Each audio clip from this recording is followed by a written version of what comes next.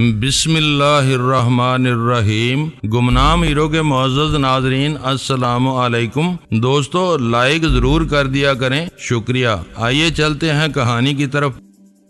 سلمیٰ کے وہ الفاظ بے جان اور خلوص سے آری تھے۔ مجھ سے پہلے غزالہ بول پڑی، پھر کبھی فرصت سے آئیں گے، آج مالک مکان سے ملاقات کا وقت طے ہے، ویسے ہم بیٹھ جاتے ہیں، تم اطمینان سے رقم لے آؤ۔ میں نے بیٹھتے ہوئے کہا، مجھے ڈالر بتا دو، روپوں کا حساب خود کرتے رہنا۔ سلمیٰ نے رکھائی سے پوچھا، حساب میں نے راستے میں ہی لگا لیا تھا۔ میرا جواب سن کر وہ ڈرائنگ روم سے نکل گئی۔ اس وقت سلمیٰ کچھ اکھڑی سی نظر آ رہی ہے، کیا کل کوئی جھڑپ ہو گئی تھی؟ اس کے چلے جانے کے بعد غزالہ نے سرگوشیانہ لہجے میں سوال کیا، کل تو یہ کسی بلبل کی طرح چہک رہی تھی، آج شاید اسے جہانگیر سے تگڑا ناشتہ ملا ہے۔ میرے حساب سے اسے تم سے لپٹ جانا چاہیے تھا، مجھ سے یا آپ سے؟ اس نے اپنی آنکھیں میرے چہرے پر گاڑ کے شوخی سے پوچھا، آپ کے بارے میں ویرا غلط نہیں کہتی، تم نے پھر اس کا نام لیا؟ میں نے اسے گورا، اس کے بارے میں تم ہی نے کچھ کہا تھا۔ اسی وقت بیلا نامی ملازمہ ایک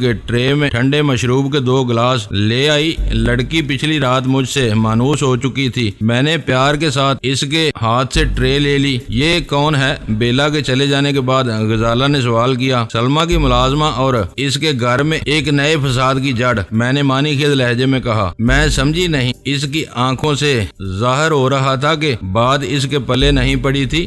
جہانگیر اس سے دگنی عمر کی ملازمہ کا مطالبہ کر رہا ہے، سلمیٰ اسی عمر پر بزید ہے۔ غزالہ بے ساختہ ہنس پڑی، مبالغہ آرائی کوئی آپ سے سیکھے۔ مجھے یقین ہے کہ کوئی گڑبڑ ہونے کے باوجود یہ تنازع اتنا سیدھا نہیں رہا ہوگا۔ اب خاموشی سے شربت پیو۔ سلمیٰ کو تمہاری سرگوشیوں کی بھنک مل گئی تو وہ سمجھے گی کہ تم اس کی برائیاں کر رہی ہو، اس وقت وہی ہماری خزانچی ہے۔ گلاس خالی ہونے سے پہلے سلمیٰ $100 کے نوٹوں کی شکل میں مطلوبہ رقم لے آئی۔ اس نے حسب معمول رقم گننے پر اصرار کیا اور میں نے ہمیشہ کی طرح انکار کر کے وہ پتلی سی گڈی غزالہ کو دے دی۔ ڈالروں کی شکل میں بڑی مالیت کے نوٹوں کی تعداد بہت کم رہ گئی تھی۔ کام ہو جانے کے بعد ہم زیادہ دیر وہاں نہیں رکے، سلمیٰ سے اجازت لے کر اپنی اگلی منزل کی طرف روانہ ہو گئے، جہاں ویرا اور سلطان شاہ کو موجود ہونا چاہیے تھا۔ ان دونوں کے ساتھ اسٹیٹ ایجنسی میں کام کرنے والا لڑکا بھی وہاں موجود تھا اور 2 افراد پوری مستعدی سے گھر کی صفائی میں مصروف تھے۔ شاہ صاحب نے ذرا سی دیر میں سارا کام مکمل کروا لیا۔ مجھے دیکھ کر اسٹیٹ ایجنٹ نے خوش آمدانہ انداز میں سلطان شاہ کی کارکردگی کی تعریف کی۔ سلطان شاہ نے شناخت کی ناگزیر ضرورت کے تحت معاہدہ اپنے اصل نام یعنی سید محمد سلطان شاہ کے مخفف کے ساتھ کیا تھا، جو سمٹ کر صرف MS شاہ رہ گیا تھا۔ یہ بات ہمارے درمیان طے پا چکی تھی، اس لیے غزالہ بھی شاہ صاحب کی اصطلاح کو ہضم کر گئی۔ اسٹیٹ ایجنٹ ہمارے مفروضہ سامان کی منتقلی میں ہمارا ہاتھ بٹانے میں تلا ہوا تھا۔ اسے علم نہیں تھا کہ ہماری کائنات صرف ایک بیگ پر مشتمل تھی جو ہمارے ساتھ موجود تھی۔ وہ ایجنسی کا مالک نہیں بلکہ ملازم تھا اور کسی انعام کے لالچ میں ہمارے سروں پر سوار تھا۔ سلطان شاہ یہ رمز نہیں پا سکا تھا۔ اس نے علیحدگی میں مجھے بتایا کہ وہ ہر جتن کرنے کے باوجود اس سے چھٹکارا پانے میں کامیاب نہیں ہو سکا تھا۔ اسے $200 تھماؤ اور پھر دیکھو کہ وہ کتنے سیکنڈ یہاں رکتا ہے، میں نے مشورہ دیا۔ سلطان شاہ سدا کا سعادت مند تھا، اس نے مشورے پر فوری عمل کیا۔ اسٹیٹ ایجنٹ نے کرائے کی مد میں یکمشت $2000 کی کمی کا حوالہ دے کر انعام کی رقم میں اضافہ چاہا۔ سلطان شاہ نے $100 کا مزید ایک نوٹ اسے تھمایا اور وہ ہم چاروں کو جھک کر سلام کرتا ہوا تیزی سے پھاٹک کے سے نکلتا چلا گیا۔ انعام کی وہ رقم اس کے لیے بہت زیادہ نہیں تو یومیہ اجرت سے یقیناً زیادہ تھی۔ مکان 600 گز پر ہے، مگر اس میں خوبی یہ ہے کہ خواب گاہیں 4 ہیں۔ صفائی کرنے والوں کو رخصت کرنے کے بعد ویرا نے ڈرائنگ روم میں صوفے پر بیٹھتے ہوئے کہا، چوتھی خوابگاہ میں تمہیں کیا افادیت نظر آ رہی ہے؟ سلطان شاہ نے پوچھا۔ اول خان کی مہمانداری کی جا سکتی ہے، ویرا نے باری باری ہمارا جائزہ لیتے ہوئے کہا، یا پھر ڈینی اور غزالہ میں فساد ہو جائے تو یہ دونوں الگ الگ کمروں میں سو سکتے ہیں۔ خدا کے لیے ویرا، غزالہ نے دونوں ہاتھ جوڑ کر احتجاج کیا، اپنی زبان سے ایسے منحوس کلمات تو نہ نکالو، خدا کر کے ہمیں یہ ٹھکانہ نصیب ہوا ہے تو تم نے ابھی سے بدشگونی شروع کر دی ہے۔ ایک امکان تھا جو میں نے ظاہر کر دیا۔ اس نے شانے اچکا مسکرا کے بے پرواہی سے کہا، اسے رونما ہونے سے روکنا یا نہ روکنا تمہارے اختیار میں ہے۔ ویرا بدگوئی اچھی عادت نہیں ہوتی۔ سلطان شاہ نے بھی اس پر آنکھیں نکالی۔ ان باتوں میں پڑھنے کی بجائے مجھے کراکری اور کچن کے سامان کی ایک فہرست دو تاکہ میں خریداری کر لاؤں۔ یہاں چائے بنانے تک کے لیے بھی کوئی برتن دستیاب نہیں ہے۔ غزالہ کو ساتھ لے کر جاؤ، یہ تمہارا کام آسان کر دے گی۔ اجناس کے ساتھ خورد و نوش کی کچھ سربند چیزیں بھی لے آنا تاکہ فوری گزارا ہو سکے۔ ویرا نے دانستہ غزالہ کو ساتھ لے جانے کی پیشکش کی تھی۔ غزالہ نے اس مشورے پر تیوریاں چڑھا کر کہا، میری طبیعت ٹھیک نہیں ہے، میرے بجائے تم چلی جاؤ۔ میرے باہر نکلنے پر ڈینی نے کڑی پابندی لگائی ہوئی ہے۔ ویرا نے مکاری سے جواب دیا، بڑے بازار میں میں ہر ایک کی نظر کا مرکز بن جاؤں گی۔ میں اس زبانی زور آزمائی میں پنہاں مفہوم کو خوب اچھی طرح سمجھ رہا تھا۔ ویرا میرے ساتھ کچھ دیر کے تخلیے کی خواہاں تھی اور وہ دونوں اسے ایسا کوئی موقع فراہم کرنے پر تیار نہیں تھے۔ میں خود بھی ان دونوں کا طرفدار تھا۔ میں نے ویرا سے کہا، چلو فہرست بنا ڈالو۔ میں اردو لکھنے پر قادر نہیں ہوں۔ انگریزی میں بہت سی چیزوں کے نام اتنے پیچیدہ ہیں کہ سلطان شاہ کی ننھی سی کھوپڑی پر سے گزر جائیں گے۔ اس کے پاس دوسرا عذر تیار تھا۔ آؤ، غزالہ کے تیور خراب ہو گئے اور وہ سلطان شاہ کے ساتھ وہاں سے چل دی۔ فہرست بنانے میں کوئی ہاتھی گھوڑے نہیں لگتے۔ ویرا کو سنانے کے لیے اس نے جاتے جاتے اونچی آواز میں کہا اور ویرا لوفرانہ انداز میں ہونٹ سکوڑ کر سیٹی بجانے لگی۔ میں وہاں سے اٹھا تو اس نے مجھے ٹوک دیا، تم کہاں چلے؟ فون تلاش کرنے۔ ایجنٹ نے کہا تھا کہ اس گھر کا فون کام کر رہا ہے، ایسا ہی کوئی ضروری کام ہے تو تم اپنا موبائل بھی استعمال کر سکتے ہو، اس نے طنز کیا۔ موبائل فون کے ساتھ CSD کے استعمال سے میں لا علم ہوں، میں نے بھی تلخی سے جواب دیا اور اپنی راہ ہو لیا۔ وہ وہاں اکیلی بیٹھی رہ گئی۔ پہلی خوابگاہ میں ہی فون مل گیا جو کام کر رہا تھا۔ سلطان شاہ بھی اسی کمرے میں بیٹھا غزالہ کے مشورے سے خریداری کی فہرست تیار کر رہا تھا۔ مجھے دیکھ کر دونوں خوش ہو گئے۔ اچھا کیا کہ آپ بھی اٹھ آئے، غزالہ نے مسرت امیز مگر نیچی آواز میں کہا۔ کبھی کبھی وہ اپنی ہاتھ سے تجاوز کرنے لگتی ہے، زبان بند رکھو، اس کے کان بہت لمبے ہیں، میں نے تیز سرگوشی میں کہا۔ پھر سلطان شاہ سے مخاطب ہو کر کہا، سامان کے تھیلے میں سے CSD نکال دو۔ سلطان شاہ فہرست ادھوری چھوڑ کر پھولے ہوئے تھیلے کی طرف بڑھ گیا۔ CSD کے دو تاروں کو فون لائن سے منسلک کرتے ہوئے میرے ذہن میں دو کام موجود تھے۔ پہلے اول خان کو اپنے نئے فون نمبر سے مطلع کرنا اور اس کے بعد امریکی قونصل خانے میں اوبرائن ڈی ہنٹ کے ڈائریکٹ فون پر رابطہ کر کے اس کے جانشین کو اوبی کے عبرتناک حشر کے بارے میں وارننگ دینا۔ تار جوڑتے ہوئے میں نے سوچا کہ اول خان ایسی چھیڑ چھاڑ کو ہمیشہ غیر ضروری قرار دے کر اس سے گریز پر زور دیتا رہا ہے۔ اسے میرے عزائم کا علم ہوتا تو وہ لا محالہ مجھے وہی مشورہ دیتا جو ہمیشہ سے دیتا چلا آیا تھا، جبکہ میرے لیے وہ انا کا مسئلہ تھا۔ اوبرائن ڈی ہنٹ نئی دہلی میں رستم ایرانی کے کسی ہرکارے کے ہاتھوں مارا جاتا تو واقعے کی نوعیت کے لحاظ سے اس کی تفتیش ہوتی رہتی، کسی کو گمان بھی نہ ہوتا کہ اس کے جہنم واصل ہونے میں میرا ہاتھ تھا۔ امریکیوں کے دلوں پر اپنی ہیبت برقرار رکھنے کے لیے یہ ضروری تھا کہ میں اوبی کے قتل سے پہلے اپنی پیش گوئی ان کے کانوں تک پہنچا دیتا تاکہ بعد میں وہ اسی ایک سمت میں سوچنے پر مجبور ہو جاتے۔ اس نتیجے پر پہنچ کر میں نے ان دونوں کو خاموش رہنے کا مشورہ دیا اور فون پر اوبی کے دفتر کا ڈائریکٹ نمبر ملا لیا۔ دوسری گھنٹی پر ایک سلجھی ہوئی باوقار آواز میری کانوں میں آئی، ہیلو، کون بول رہا ہے؟ یہ کال ریکارڈ کرنے کی کوشش نہ کرنا ورنہ لائن ڈراپ ہو جائے گی۔ میں نے انگریزی میں جواب دیا، میں تم کو اوبرائن کے انجام سے آگاہ کرنا چاہ رہا ہوں۔ اوہ، تو تم اوبرائن کے قاتل ہو؟ تحیر اور خوف میں ڈوبی ہوئی وہ آواز میرے کانوں میں کسی نغمے کی طرح گونجی۔ تمہاری یہ جرت کہ تم فون پر اپنے اس گنونے جرم کا اعتراف کر رہے ہو۔ میری بات مکمل ہونے سے پہلے کیے جانے والے ان فکروں سے صاف ظاہر تھا کہ رستم اپنے قول کا پکا ثابت ہوا تھا۔ اس نے وقت سے پہلے ہی اپنا کام پورا کر لیا تھا۔ ہاں، اگر یہ کوئی جرم ہے تو میں اس کا اعتراف کرتا ہوں۔ کان کھول کر سن لو کہ اس کی راہ پر چلنے والے ہر شخص کو اسی انجام سے دوچار ہونا پڑے گا۔ تم گندے عشق ایشیائی سور کالے بدماش میری مخاطب کی زبان سے گالیوں کا ایک بے ساختہ طوفان ابل پڑا، اور شاید اسی دوران میں اس نے میری ہدایت کو نظر انداز کر کے کال کسی اور کو سنوانے یا ریکارڈ کرنے کی کوشش کی۔ CSD کے ذریعے فون بند ہو گیا۔ یاہو! میں نے ریسیور کریڈل پر رکھ کر جذبات سے بے قابو ہو کر نعرہ لگایا اور وہ دونوں اچھل پڑے۔ ویرا بھی بوکھلائے ہوئے انداز میں دوڑتے ہوئے وہاں آ گئی۔ کیا ہو گیا؟ تم کس سے بات کر رہے تھے؟ کس جرم کا اعتراف کیا ہے تم نے؟ تینوں نے بیک وقت میرے اوپر سوالوں کی یلغار کر دی۔ میں اوبرائن کے جانشین سے بات کر رہا تھا۔ اس نے انکشاف کیا ہے کہ اوبرائن جہنم واصل ہو چکا ہے۔ میں نے خوشی سے لرزتی ہوئی آواز میں ان تینوں کو بتایا۔ ہم میں سے ہر ایک کے لیے وہ بہت بڑی خبر تھی۔ چند لمحوں کے لیے ان کے چہروں پر حیرت اور بے یقینی کی ملی جلی کیفیات طاری رہیں، پھر وہ تینوں اپنی خوشی کے اظہار کے لیے مجھ سے لپٹ گئے۔ کمرے میں چشمے زدن میں جشن کا سا سما ہو گیا۔ سب اپنے اختلافات بلا چکے تھے۔ سب کچھ سن لینے کے باوجود ہمیں یقین نہیں آ رہا تھا کہ وہ بڑی خبر اتنی جلدی اور آسانی سے ہمیں مل جائے گی۔ یہ مکان ہمارے لیے مبارک ثابت ہوا ہے۔ قدم رکھتے ہی ہمیں یہ اچھی خبر ملی ہے، سلطان شاہ نے مسرت سے سرشار لہجے میں کہا۔ تمہیں اس وقت اوبرائن کے دفتر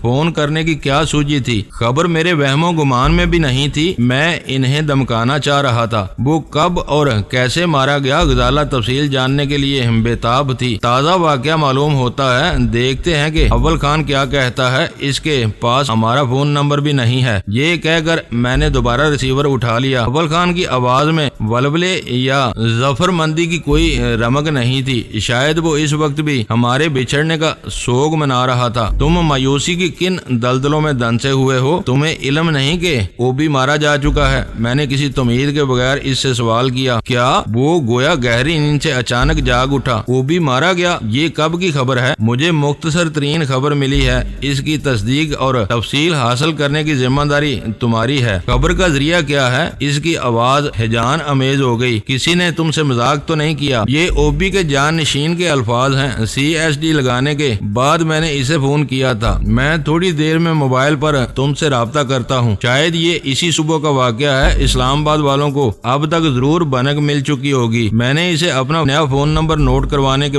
بعد فون بند کر دیا۔ تم فوراً بازار جاؤ اور ضروری خریداری کر کے لوٹ آؤ۔ خبر پھیلنے کے ساتھ خطرات بڑھ جائیں گے۔ ہمیں یکجا رہ کر ایک دوسرے کی حفاظت کرنی ہوگی، میں نے سلطان شاہ سے کہا۔ اس وقت صورتحال بالکل بدل چکی تھی۔ مذاق بحث کی کوئی گنجائش نہیں رہی تھی۔ سلطان شاہ گاڑی لے کر نکل گیا کیونکہ STF کا آدمی ان دونوں کو پہچاننے کے بعد ٹیکسی واپس لے جا چکا تھا۔ ہمارے استعمال کے لیے اول خان کی فراہم کی ہوئی اکلوتی کار رہ گئی تھی۔ اب کل رات تک کا وقت بہت کڑا ہے۔ ویرا نے سگریٹ سلگا کر پرخیال لہجے میں کہا۔ رستم نے اپنا وعدہ پورا کر دیا ہے، اسے بروقت رقم مل جانی چاہیے۔ اگلی رات کا انتظار ہم سب کے اعصاب کو بکھیر کر رکھ دے گا۔ میں نے فیصلہ کن انداز میں جواب دیا۔ اس نے اپنا کام کر دیا ہے، ہمیں اپنی ذمہ داری سے سبکدوش ہو جانا چاہیے، اسی میں دانش مندی ہے۔ غزالہ نے میری تائید کی۔ وقت گزرنے کے ساتھ رستم کو بھی اندازہ ہو جائے گا کہ اس نے بارود کے ڈھیر میں چنگاری ڈال دی ہے۔ تمہارے ساتھ اس کے رویے میں تبدیلی آ سکتی ہے۔ ویسے بھی وہ ڈینی کے پیچھے لگا ہوا ہے۔ اپنے اصول کے مطابق اس نے بخشی سے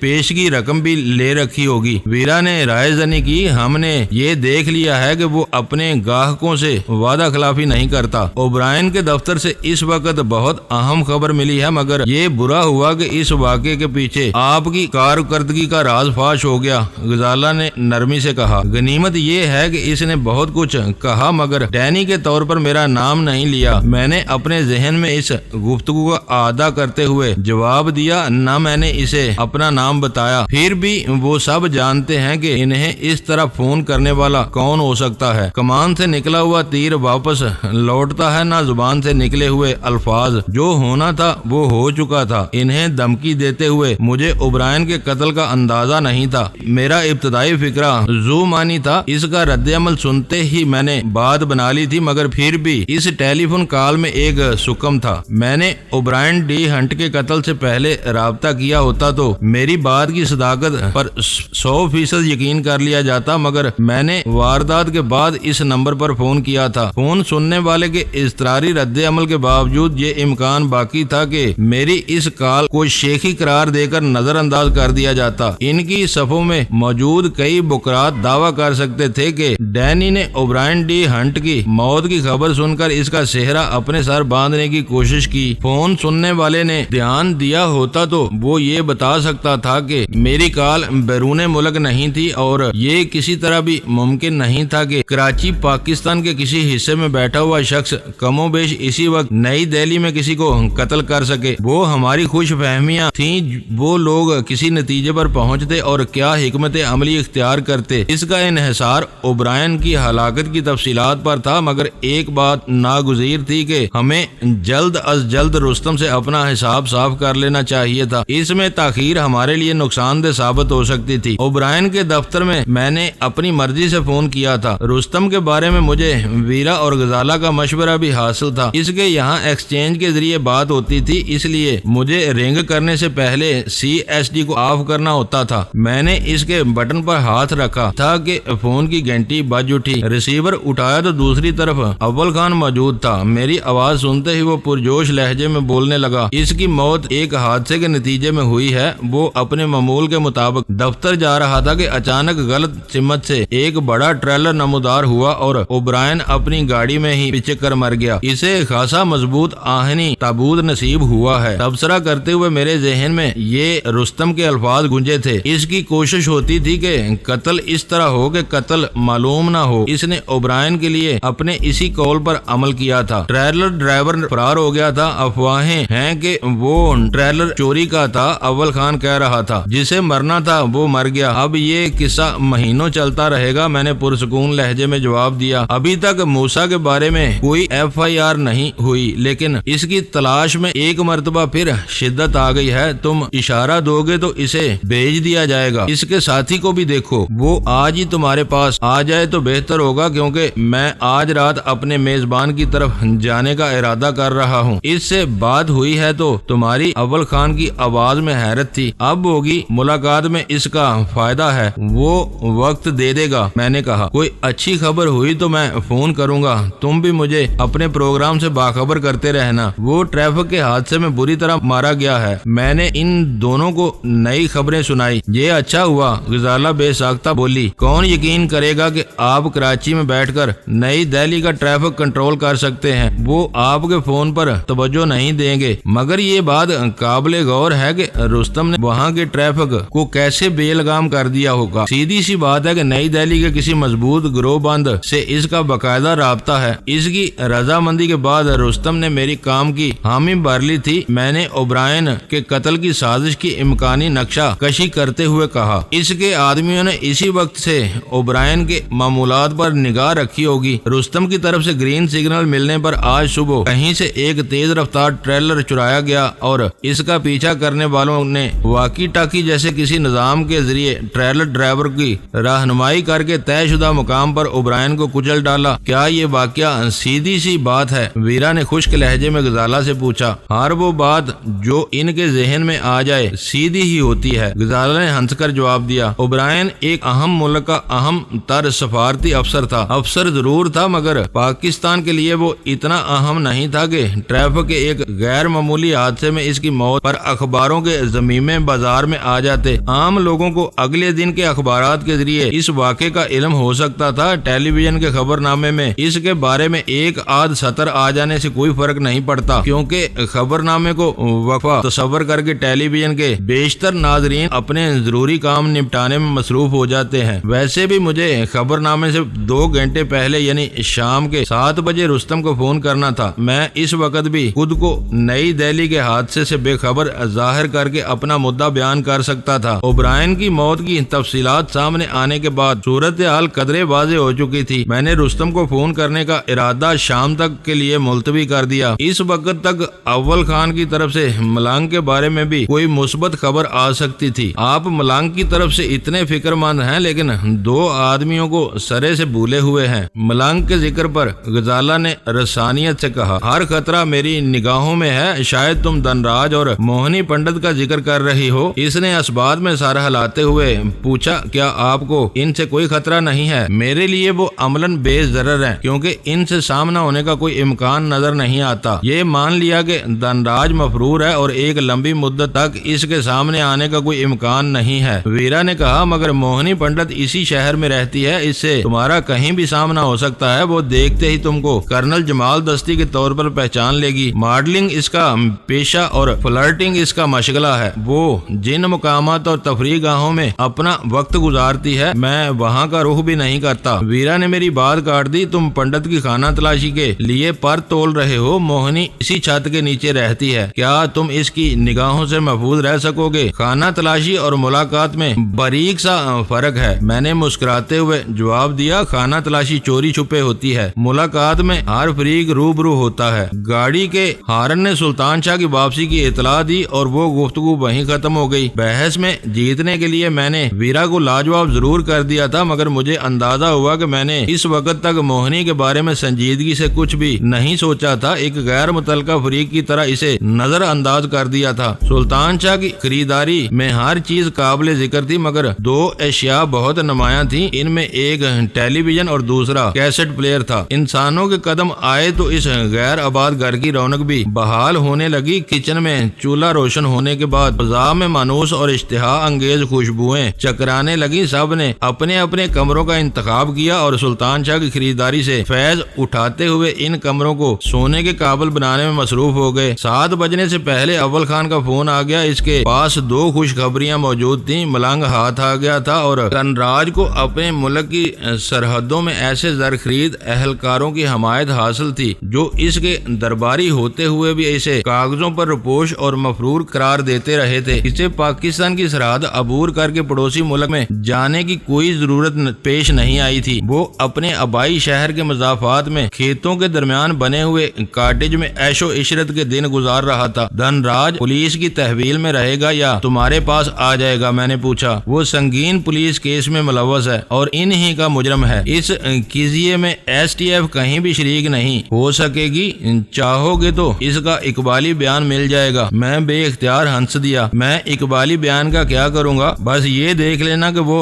پنڈت منوہر لال کی گردن پھنسانے میں کس حد تک کارآمد ثابت ہو سکتا ہے، وہ خود ہی کہیں نہ کہیں پھنس جائے گا۔ اس کی بیٹی اور دھنراج کے مراسم کے بارے میں آدھا شہر جانتا ہے۔ دھنراج کے کراچی پہنچتے ہی پولیس موہنی پنڈت کو بھی اٹھا لے گی۔ اس کا باپ دھنراج والے کیس سے الگ تھلگ نہیں رہ سکے گا۔ بات سے بات نکل رہی تھی، میرے لیے وہ خبر اہم تھی۔ موہنی پنڈت بھی حوالات کی سیر کرے گی۔ اس کے ہٹ جانے سے میری اور پنڈت کی پنجہ آزمائی کے لیے میدان صاف ہو سکتا تھا۔ 7 بجے میں نے CST آف کر کے بسیرا کا نمبر ملایا۔ رابطہ ہوتے ہی مجھے چند ثانیوں بعد رستم سے براہ راست بات کرنے کا موقع فراہم کر دیا گیا۔ تمہارے مزاج کیسے ہیں؟ رستم نے نرم اور دھیمی آواز میں میری مزاج پرسی کی۔ ناساز ہیں، زمینوں پر کچھ مار کٹائی ہوئی ہے، میرا ایک آدھ مرا ہے، 3-4 زخمی ہوئے ہیں۔ میں نے اوبرائن کے بارے میں کچھ کہے سنے بغیر اپنی سوچی سمجھی کہانی چھیڑ دی۔ مجھے فوراً واپس جانا ہے، میں چاہتا ہوں کہ تمہاری امانت آج ہی تمہارے حوالے کر دوں۔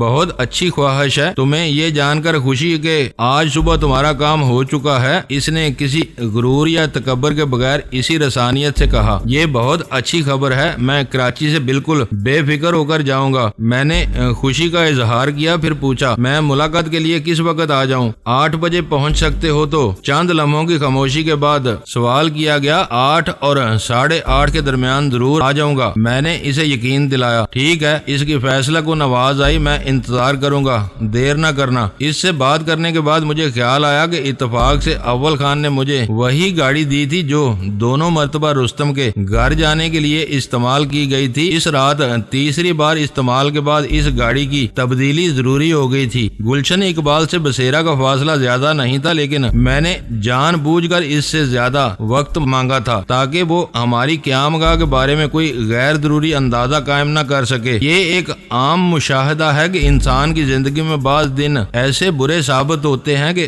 بنتے ہوئے کام بھی حیران کن انداز میں بگڑتے چلے جاتے ہیں۔ اس کے برعکس بعض ایسے سعد ہوتے ہیں کہ برسوں اور مہینوں سے اٹکے ہوئے بگڑے کام خود بخود بن جاتے ہیں۔ ہمارے لیے وہ ایسا ہی مبارک دن تھا۔ اس کی ابتدا ہم نے اسٹیشن 4 کو خیرباد کہہ کر کی تھی۔ اس کے بعد مسلسل اچھی خبر مل رہی تھی۔ ہمارے ہر حریف کو منہ کی کھانی پڑی تھی، جس کے نتیجے میں ایک ایک کر کے بیشتر رکاوٹیں دور ہو چکی تھی۔ فون پر رستم نے اوبرائن کے قتل کے بارے میں کسی لافو گزاف سے کام لیے بغیر نہایت اختصار کے ساتھ اس کے انجام کی اطلاع دی تھی۔ وہ اس کا خالص پیشہ ورانہ انداز تھا۔ کوئی کام ہوتا ہے یا پھر نہیں ہوتا، اور جب کام ہوتا ہے تو نہایت صاف ستھری اور قابل رشک انداز میں ہوتا ہے۔ اس کے بیان کے لیے ایک پیشہ ور کو فالتو لفاظی کی ضرورت پیش نہیں آتی۔